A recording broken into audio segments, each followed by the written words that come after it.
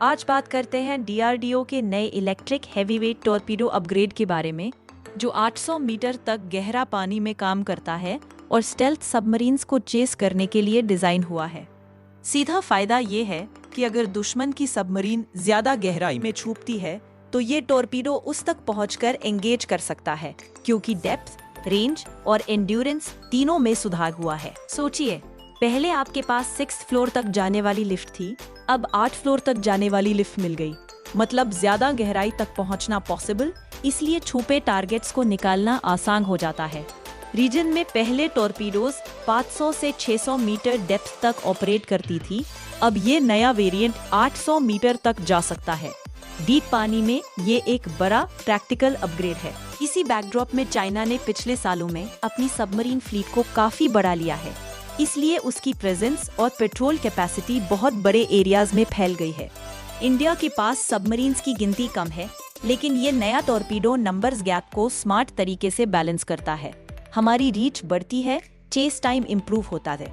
Simple बात, जो targets 500 से 600 मीटर से नीचे थे, अब 800 मीटर तक चेस करके एंगेज किए जा सकते हैं।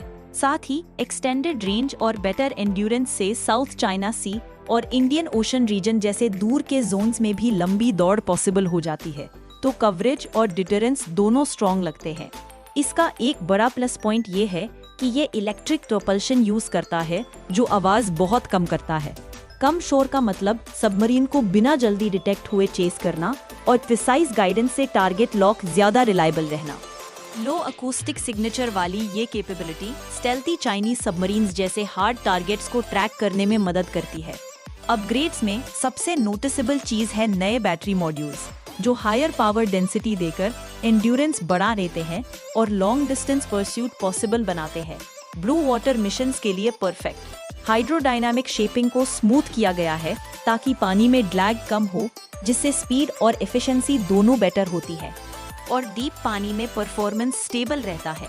कंट्रोल सिस्टम अपग्रेड से टाइट टर्न्स और तेजी से डायरेक्शन चेंज करना आसान होता है, तो टॉर्पीडो कॉम्प्लेक्स अंडर सी कंडीशंस में भी टारगेट पर टिक्का रहता है। इन सब का नेट इफेक्ट ये है कि ये टॉर्पीडो दूर के एरियाज जैसे साउथ चाइना सी या इंडियन ओशन रीजन में लंबी दौड़ लगा सकता है, बिना हर वक्त सपोर्ट की जरूरत के। इसे इंडियन नेवी को उन जोन्स में भी स्टेडी ट्रैकिंग और एंगेजमेंट का मौका मिलता है जहां डिस्टेंस और डेप्थ दोनों चैलेंज होते हैं, और यही वेपन अलवारी क्लास स्कॉर्पियन सबमरीन्स के साथ इंटीग्रेट हो रहा है, जिससे हमारी सबमरीन्स की पंच और फ्लेक्सिबिलिटी दोनों बढ़ेंगी। एग्जिस्टिंग फ्लीट अपने थिएटर के हिसाब से इस टॉर्पीडो को यूज करके डीप पानी में भी कॉन्फिडेंटली ऑपरेट कर पाएगी। अगले 2 साल में सी टेस्टिंग शुरू होगी, फिर कलवारी क्लास प्लेटफॉर्म्स पर इंटीग्रेशन ट्रायल्स होंगे ताकि सब कुछ फाइन ट्यून हो सके।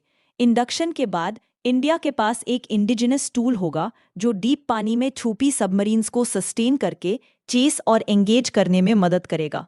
तो आपके हिसाब से सबसे बड़ा गेम चेंजर कौन सा है? 800 मीटर डेप्थ, लॉन्गर एंड्योरेंस या क्वाइट इलेक्ट्रिक ड्राइव?